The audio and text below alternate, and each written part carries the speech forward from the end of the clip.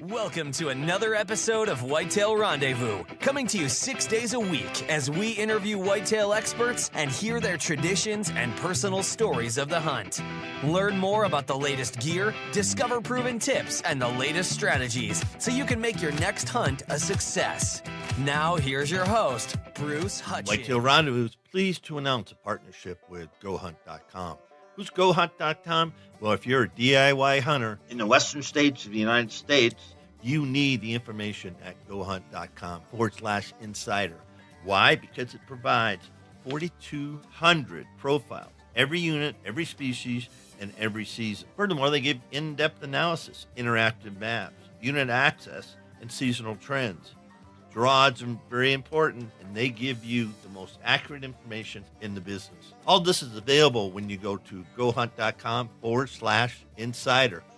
Make sure you use promo code WR when you join Insider. You'll get a $50 gift card for GoHunt.com Gear Shop. All in all, if you're hunting out west in 2018, GoHunt.com Insider is where you need to be to get all the research information. When you use promo code WR, Whitetail Rendezvous receives a small commission from GoHunt.com.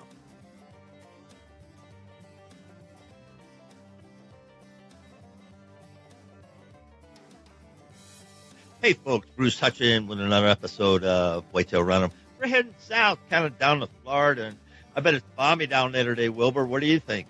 Well, yes, it is. We're in Georgia. You're in Georgia? Yeah, we're in Columbus, Georgia. Yep. All right. Well, you must have been South fishing. Florida. Oh, originally from South Florida, and you fish down there a lot. Well, anyway, Wilbur, Spanish Mac Ramos, is the owner of Mass Pursuit TV, and he's got a running partner, Jason Norris, who's the chief operating officer. And they wanted to be on the show, and I've had them on the show for a while because they're on the Pursuit channel, and these guys have got it going on, and we're going to talk about whitetail deer and what it takes today to make a TV program go. I mean, everybody's asking me this question: How do I get on TV? I said, get a lot of money. So, Wilbur, welcome to the show, and let's talk about how you started with Mass Pursuit TV. Well, thank you for inviting us, and of course, hoping Jason could come in with us as well, but he's on the road driving, and he's out of pocket right now in an isolated area where you can't get no signal. But maybe during the show he'll join us. But yes, sir. Having the Mass Pursuit TV show has been a long life dream of mine that I've had, and it came to reality about 6 or 7 years ago when I started actually filming my hunts and so forth. And I ventured out. Got some good friends here, and that most people know is T-Bone, Travis Turner, and Michael Waddell. These guys are from the same area I live at here in Harris County, Georgia, and they've taught me a lot, the ropes on how to get the stuff going here for the show, and my love for the hunt and for the fishing, it'll always be there. So what better way of doing what you love to do and putting it on video and sharing it with the folks out there, and having something to look back in the years down the road to share with your grandkids and your kids. So that's pretty much what led me to it, just the love of the sport and enjoying the outdoors. Now, how'd you hook up with Jason? Well, I met Jason a few years ago at one of the ATA, one of the shows. I can't remember if it was the ATA show or the Buckmasters in Montgomery, and he was retired military, and Jason brought a lot to the table. He was in the service for 20-something years. I don't know exactly how much. I think it's 27 years he was in the service, and he loves outdoors, and he has a passion for it, and we do a lot of stuff. With him now being retired military, we've got a lot of connections with a lot of wounded vet organizations, and Whitetail Warriors is one of them. And that's how I met Jason. And he's very level-headed, and he's got the military background, so he was a very instrumental part of our show now, and we're glad to have him on board. When you look from the start to where it is now, a lot of blood, sweat, and tears, certainly a lot of money, and that's one of the challenges as people ask me. There's tremendous challenges to get a TV show up and running and get it, placed on Pursuit or Sportsman show. What advice would you give somebody that wants to say, hey, I really want to do this? Well, my first advice is you got to you've got to have enough footage to even create a season. People don't think, well, I can go get a camera and I can go film my hunt. I'll put it on tape and I'll get me some pro staffers and then I'll make some good videos and we'll send it up to one of the networks and see if they like it. And well, the network's going to like it, okay. They're just going to want you to pay them, $25, $30, $40,000 to be on that, buy some of the airtime. And so it takes time. My advice is don't jump in head first and think that you're going to start your show after one season of hunting or 2 seasons or 3 seasons. It took me about 7 seasons, 7 whitetail seasons, to get enough footage to even do a half of a season episodes. One season is 30, depends on the quarters. But you want to try to have at least 13 episodes, 13 30-minute episodes. And so you got to have a lot of time and a lot of good footage that you could use to create a great episode, because you're trying to make a story out of each show that you do. So if you don't have a storyline, then you really don't have a show. Now, you can have some of these reality type hunting shows where, they kind of like the reality TV shows that are out there now where there's not really a storyline. Just go out there and you kill an animal and that's about it, So you got to have a story behind the show. And so my advice is don't think that you're going to jump into it and do 3 or 4 weekends of hunting and kill 2 or 3 deer and think you got quality footage, because once the editor gets it, he's going to say, well, I can't use this, I can't use that. What do you mean you can't use it? Well, the camera's blurry, your audio's not working properly. There's a lot that goes into it. So, do your homework, study your get with somebody that's in the business of editing, and they can tell you how to make a great episode so that when you go out there into the woods and you're filming your hunt, you know exactly where the camera's got to be. The camera's always got to be in front of the deers. So as he's walking from left to right or right to left, you've got him in the center of the screen. That's very critical, and people don't realize that, but it takes a lot to start a show. And don't think that, it doesn't cost you money, because it does cost money. Which brings us up to, we're in the warm-up, we're talking about sponsors and real money, and Whitetail Roundup is at the point now where we're starting to get sponsors for real money, because my gun safe is full, my closet is full.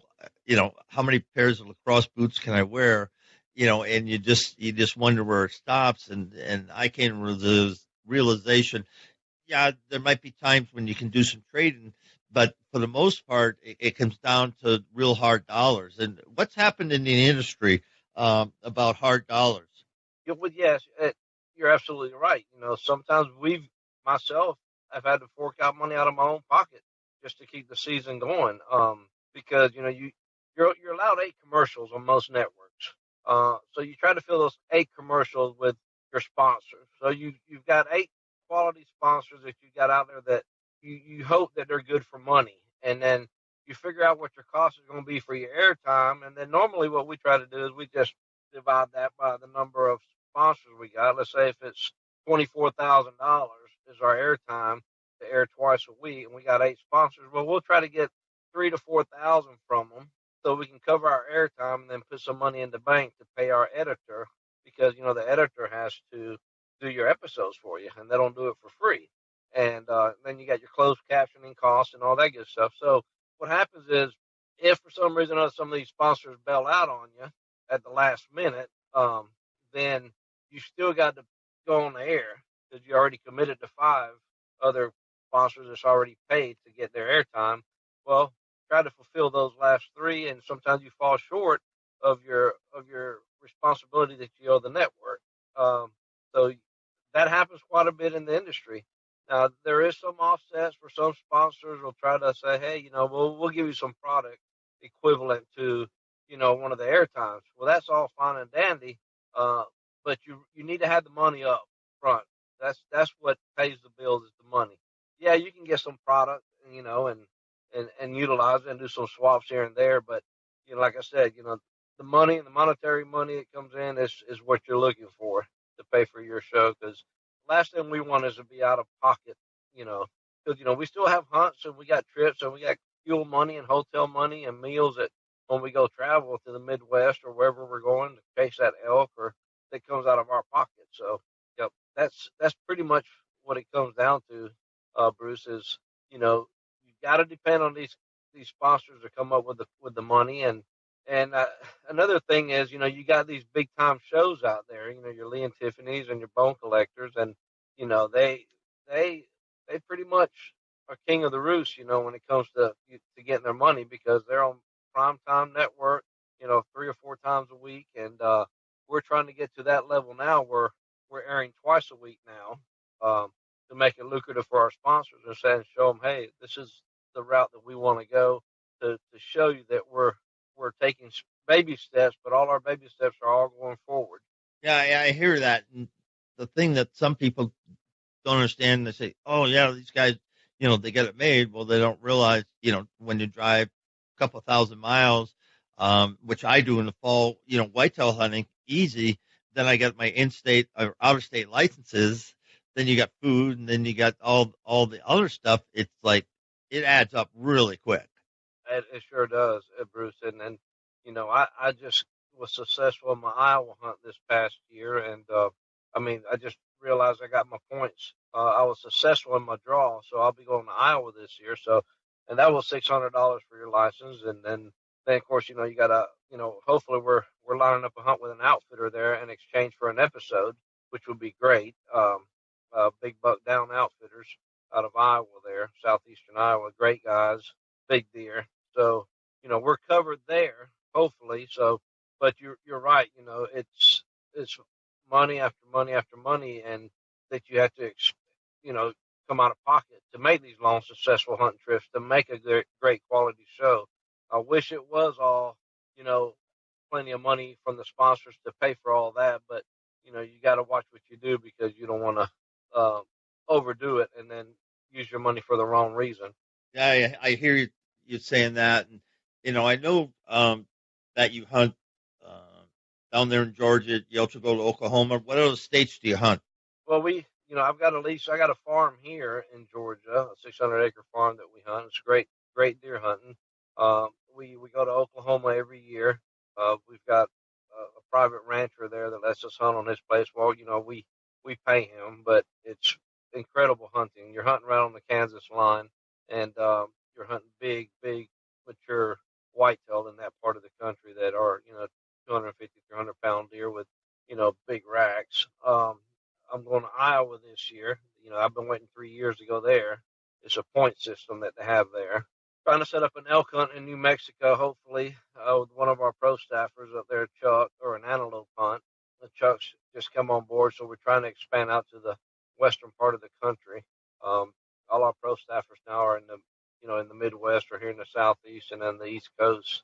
So we're making a little expansion over to the West Coast area, Montana, Utah, Idaho, New Mexico, and that area there to promote the show better out there as well. But my pro staff, Bruce, consists of guys.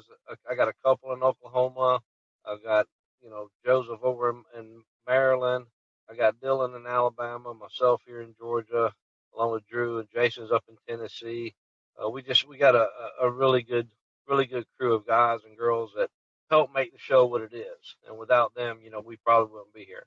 Yeah, and I'd throw out an open invitation. Obviously, we wouldn't do them one after another, but I'd love to have, whoever you want on the show.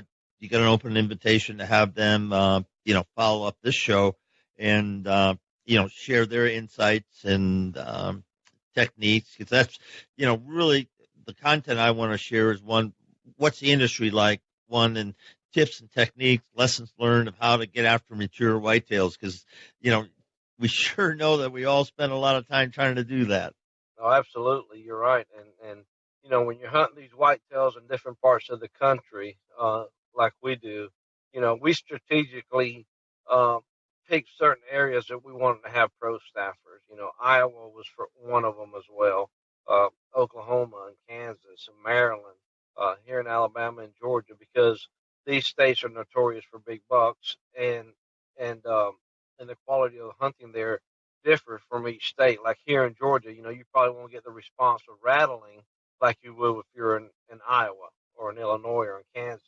So, that's what makes us so versatile because we could be in Oklahoma doing an episode there, and at the same time, I'll be here in Georgia, chasing southeastern whitetail, which are a little bit more trickier and harder to get.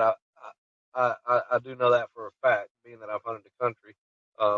These deer in the southeast are very, very difficult to get. More woods, of course, but that's how we strategize our show, is getting the key people in the right states to pro staff for you. And for the most part, I couldn't ask a better staff than what I have now. Great, great group of folks, and Jason is been very instrumental and helpful to the show as well.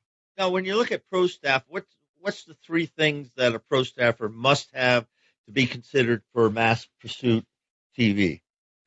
Well, first and foremost, you got to be an ethical hunter, a person that abides by the rules and the laws, of course. That's number one. Number two is you got to have some kind of experience, and not necessarily 100% experience, but some kind of experience in filming or self-filming your hunts.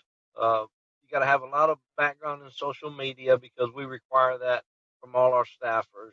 Hey, social media is what a lot of the sponsors look for nowadays, and you got to be, Instagram, Twitter, Facebook. You got to be very active on that for the show as well.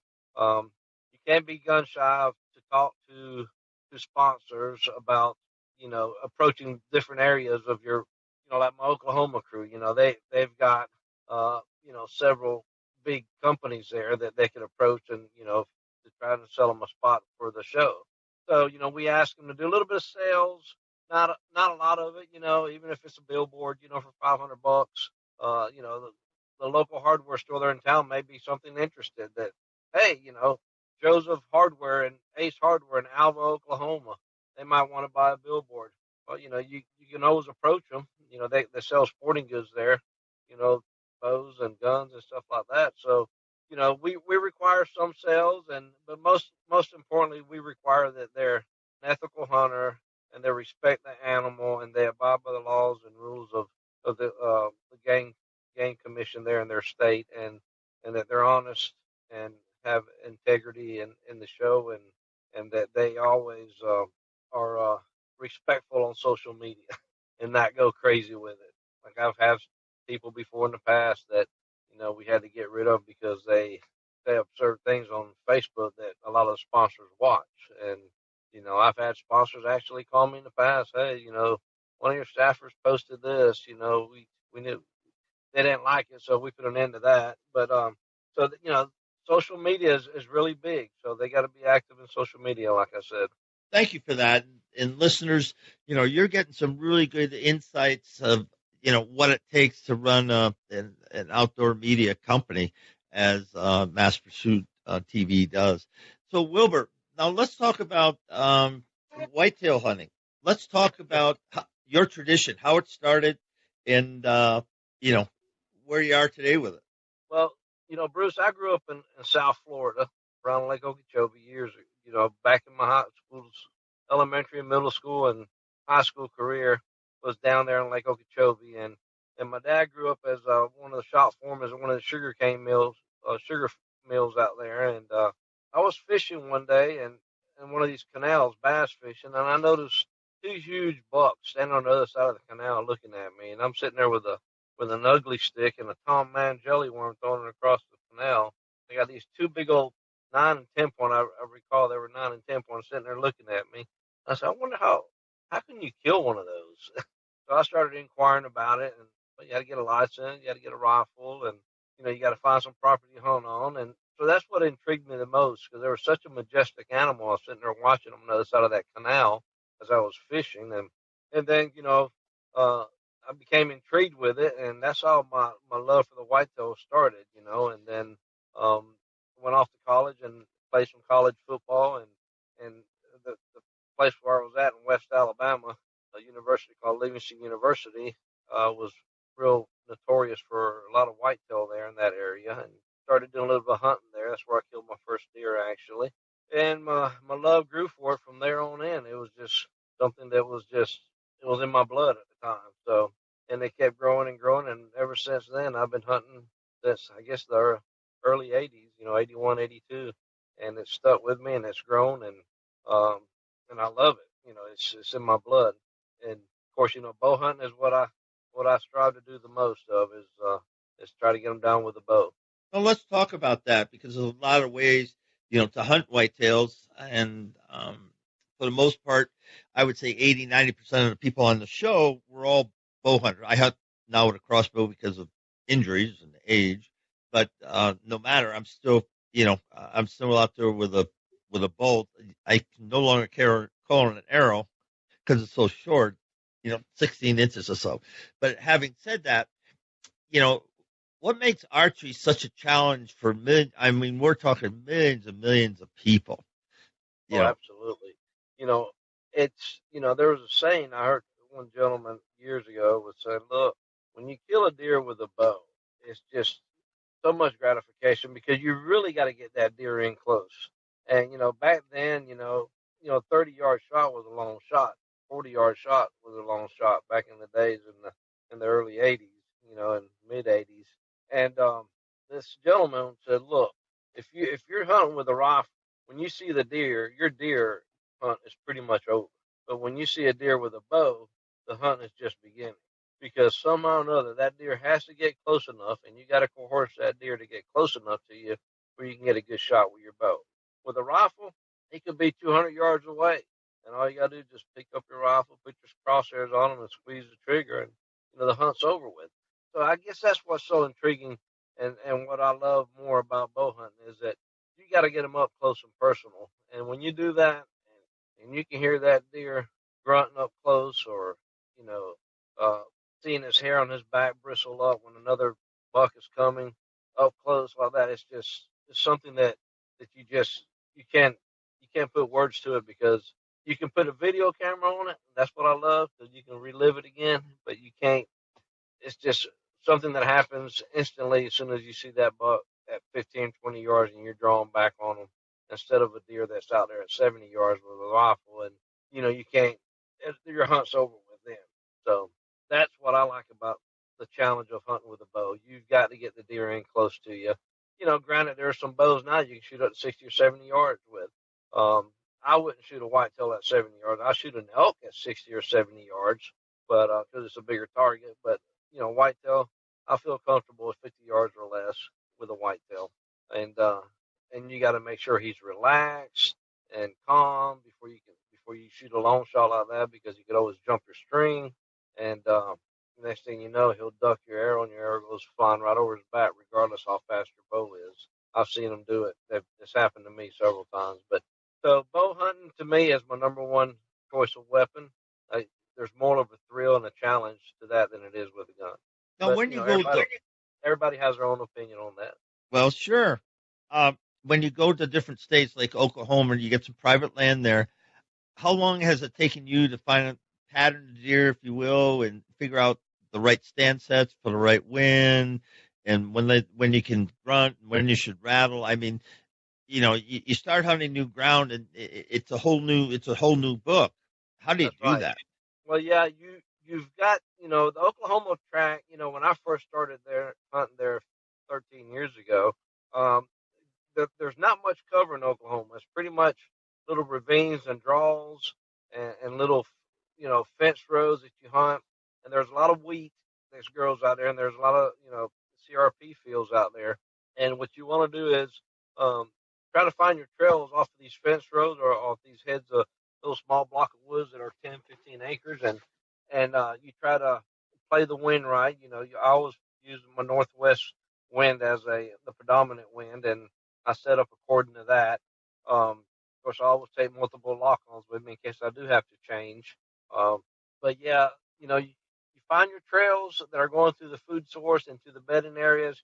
You set camp up near it. Of course, it also helps that when you're hunting in Oklahoma or in Kansas, you can bait there with corn. We put a little corn out to maybe have a little detour in their trail if we can't find a tree that's close enough to the trail. You're not going to be able to use a climber in Oklahoma for the most part. Too many cottonwood trees and too many stickers on these trees up there. So lock on is the best way to go there. So we look for the trails first and the food source and the water source, and we set up accordingly to the wind direction, for a predominant wind, northwest wind, in the November time frame. We also use the moon chart as well, to determine the time. These moon charts now that are out there can tell you everything from their feeding time, the best feeding time. Um, Sometimes it's in the middle of the day. Uh, Big going during the rut also helps out a lot. During the pre-rut and the rut. I love the time of October 25th through November the 15th to 16th. If I had 3 weeks to fit, that would be it. If I narrowed that down, it would probably be November the 7th through the 12th would be my. Here's a hot special for all Whitetail Rendezvous listeners. The Hunting Buddy app is giving away an all expenses paid free-range whitetail hunt at ABC New York Ranch this fall. You'll be hunting with NASCAR driver Spencer Boyd and the Hunting Buddy team, all the while being filmed by a professional film crew from Rush Outdoors, as seen on the Pursuit channel. To enter the contest for free, go to huntingbuddy.app.com. Click the Huge Hunt Giveaway section tab and download the app. When you upgrade to the Outfitter plan, you get 30 additional giveaway entries. Hunting Buddy app is your best choice for staying safe in the woods with their patent-pending safety notification system. So lunar information including peak game, activity times, current and future weather forecasts, land ownership, hunting waypoints, group hunting, and so much more, all for free from Hunting Buddy app. That's HUNT apostrophe N BUDDY app. My best time to go out for a good mature buck. That's interesting, because some people, I'm not saying swear by the moon, they might swear at the moon. I've done that elk hunting when the full moon's out and the bulls are bugling all night. Come sunrise, those suckers are gone. They're But sleeping. oh, heck yeah. But, all the things, and the biggest thing that I find the most constant is when the barometer drops and a cold front comes through and, things just happen. Absolutely. Barometric pressure is something you got to keep a close eye on for sure. Cold fronts coming in, or bad weather. Usually the day before bad weather comes in, or even that afternoon if it's coming in that evening, it's a good opportunity to get out there. Because they think that the storm's going to last for a while, so they'll try to fill their bellies up or whatever, or get their last sip of water for the next few days, and before they lay down and shelter from these storms. Because the deer know. They know when that barometric pressure, drops or whatever, and they know when they need to go look for their food or do what they got to do before they lay down for several hours, or it could be days. Because I've seen that work in my favor quite a bit. I see a front coming through and it's getting ready to pour down rain here in the southeast, and I want to be in that stand that right before that rain comes. If it's coming in that evening, I'll be there that afternoon, and hopefully I can get a good shot at a good deer. Now, you mentioned something earlier about southeastern deer and southern deer, and the topography you hunt them in, and the thickness of the woods. Now, do you hunt them just expressly off like bean fields or food plots and out of box blinds, or how do you make it work down there? Well, here in the southeast where I hunt in Georgia, it's we've got a lot of planted pines. We got some hardwood bottoms that intersect with some of these planted pines, and what I try to do is I try to make sure that I'm hunting in transition areas between the food source and their bedding area. Sometimes the food source could be a food plot, which I have, box stands that I could bow hunt out of them or rifle hunt.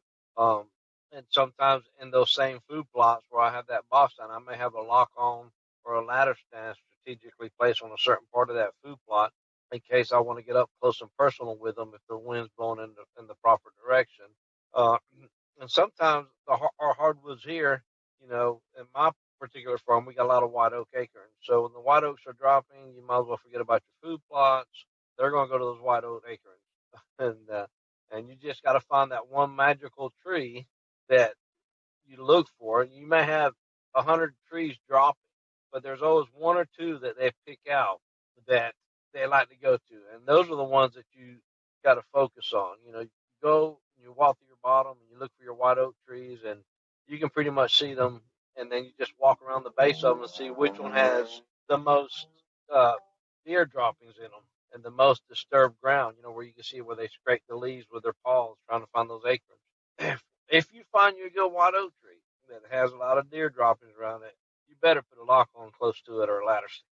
And you can have another white oak tree 50 yards away that's dropping just as much, but they haven't touched it. And that's happened to me. I sat up on the wrong tree one time, and I overlooked one that was just looked like turkey scratching underneath it. And I sat there and watched about 8 deer sitting feeding underneath it. And I'm 65 yards away, couldn't do nothing but watch them. So Did you move your stand? I did later. But you know what happened? They ate all those acorns, and then moved to the other one that I was sitting on.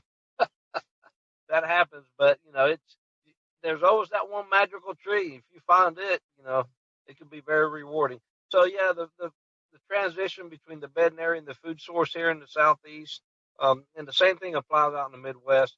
The difference here is that you've got so much cover that sometimes you don't see the deer till they're right up on you. In the Midwest, you can see a deer coming from 100 yards away, 200 yards away. Here in the Southeast where I hunt, it's so thick that it could be that deer could pop up and be right up underneath you at 25 yards before you know it, and you're like, wow, where'd that come from? But where'd he come from? And so, and it helps to have good hearing. Well, right now I'm going to ask you to share with the listeners my one big thing, and what my one big thing is that as a archery hunter, this is your go-to. Might be a technique, might be equipment, but this is something that is the core of you. And so, Wilbur, what is your one big thing? Well, my big ordeal with hunting would be definitely bow hunting, and safety would be my biggest ordeal. Period. I can't stress enough safety, and I encourage everybody out there to always wear a safety vest. Hunter Safety Systems, those great folks there, they've been our sponsor with product for the longest time, and they make lifelines, safety vests. You've got family at home that loves you, and they want you to come home after a good, successful hunt. Don't jeopardize it by climbing up a lock on and thinking that nothing's going to happen, because the moment you do, that's when something happens. So wear a lifeline and a hunter safety vest.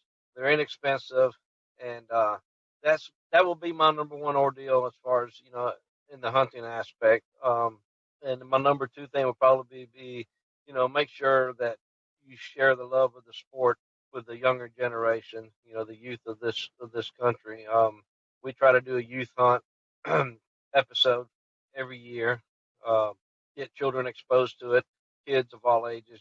My son shot his first deer at the age of 7, and he loves it. And the guys at Big Buck Down Outfitters in Iowa, he was sharing with me yesterday that his son's first deer was at the age of 4. He shot a 150-inch buck at the age of 4. With a muzzle loader. So it's great to see the youth in this country in this day and time to get out of the house, put the Xbox down or the PS4, whatever it is, and get out there and experience what God has given us, this great nature of Mother Nature of woods and animals to look at and hear and harvest. And so those are my two attributes that I think are big ordeals for me, is safety and getting the youth involved. Thanks for that. And when we look at the future of hunting, there's many different people. You can go on social media and find any opinion you want. And of late, people I've been talking to talk about common ground, because the people that are so far to the left, doesn't matter what you say, that's their belief and they're not going to change. But we got a lot of people in the middle. How do we reach those people in the middle that really, they don't know hunting because they don't know hunting? Well, they could tune in to Mass Pursuit TV for one thing. All right. Let's tell people where to find that. That's a good segue. I like that. That's a good plug. So tell people right now they, they, how to get they on your could, show. we'll start airing this week, Thursday and Friday, at 7:30 on Thursday, at 7 o'clock on Thursdays, and 6:30 on Fridays.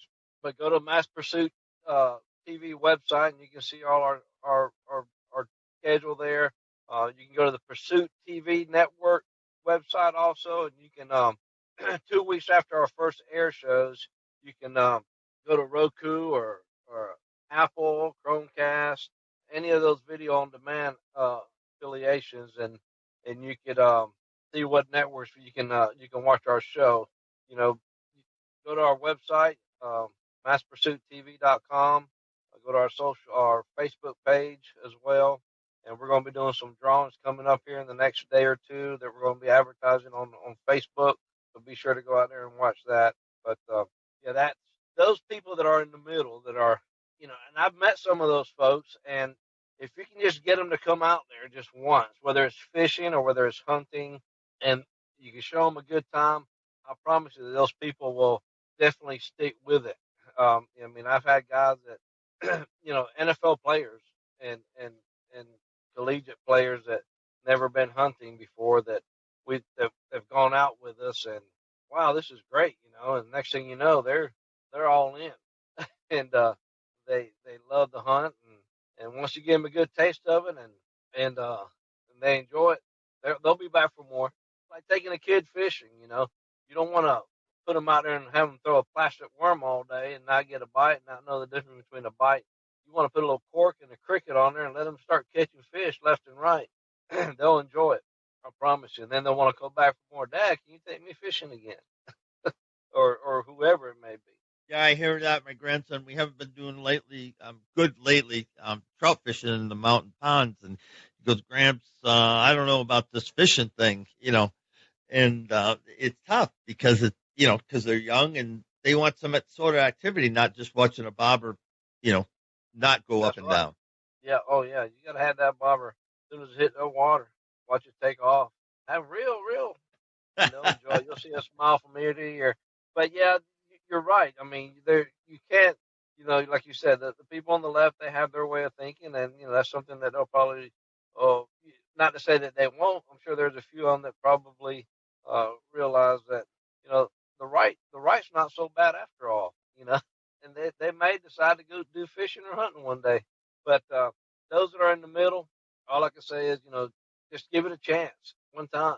Go with somebody that loves the outdoors and let them show you the ropes, and you'll enjoy it. I promise you. Well, we're traveling, and you're looking at going elk hunting. How does elk hunting different than whitetail hunting?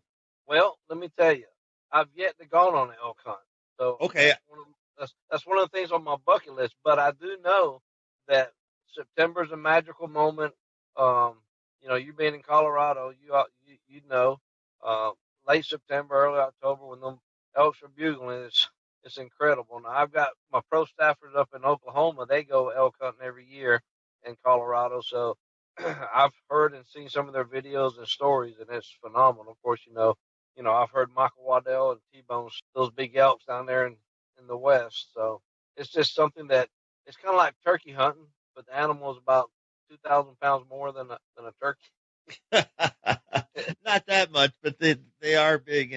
And I remember when Wayne Carlton was first starting out, he and Greg Pink did a little cassette recording of Wayne calling in. They were turkey calling in the Kiki runs, and all the runs and everything that turkeys make, and so they just went from there into bugles, and the rest is history with Wayne Carlton, and he's been such a great ambassador. But you think about that and the vocalization, and I guess I want to sit here and camp out here, because people, if you're not vocalizing with whitetails and elk, you're missing out on part of the hunt. I mean, as far as I'm concerned, I'd love to rattle in bucks. I mean, they can be small bucks, big bucks, just having them respond and coming in and checking you out. set up decoys and have them come in and just bust the crap out of your decoy because they're pissed off. Absolutely. Iowa 4 years ago when I was there, it was the most incredible morning hunt I've ever had. We rattled in 19 different bucks that morning. And when I say 19, I'm not talking about the same one coming in twice or three times. These are 19 different bucks. We rattled in about 10 from the tree stand. Then we climbed down and we hit these little heads of woods, and they literally would come run and jump and sit in your lap. Like we've had them as far as 5 yards away, while we're sitting there on the ground kneeling, rattling, and it's incredible, and you witness it yourself. So, turkey hunting's the same way. We love the turkey hunt and get that bird gobbling first thing in the morning, and he gets stuck between you and the creek, and he's gobbling 100 times, and you can hear him drumming, but you can't get a shot because he's on the other side of the creek. It's incredible. Even though you're not successful, you enjoy every second of it. Yeah, you talk about, rattling, and there's all sorts of CDs out there and videos and YouTube and sequences and everything. To me, you just have to find what works. Absolutely. Yeah, you're right. Some like it real aggressively and hard and banging those horns. Some of them you just have to just tickle the tips of your horns just enough to make them sound like a little light sparring. And, I've had them both ways. I've sparred them a little bit where I tickled the horns a little bit and nothing. And then the next sequence, I'll hit them as hard as I can and scrape the tree with them, and they'll be on your lap before you know it.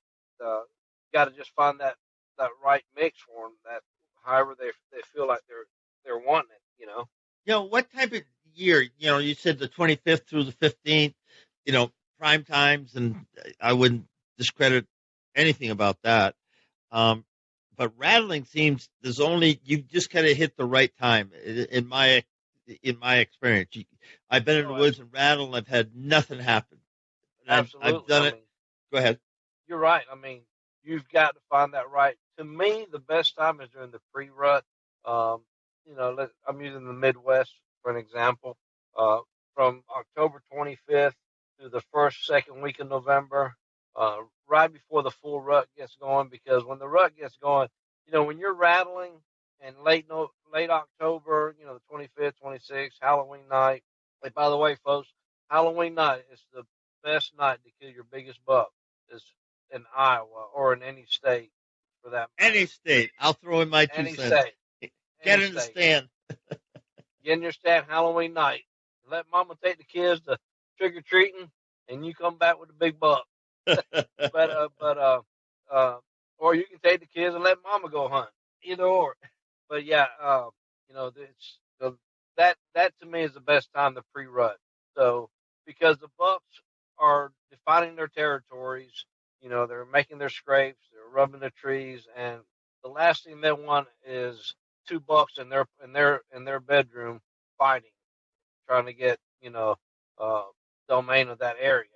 And then usually that's when you see the dominant buck in that area come in and check out what's happening. So they're in the pre-rut. Because once the rut starts, that big buck that you were hunting in his bedroom or living room area, he's going to be out looking for does. And, a buck that's in rut could travel as much as 5 miles in one evening with a doe, trying to breed her. My 2 cents, I guess, on that is that, you just have to keep a journal and where you hunt, how you hunt, one state, 140, it doesn't matter.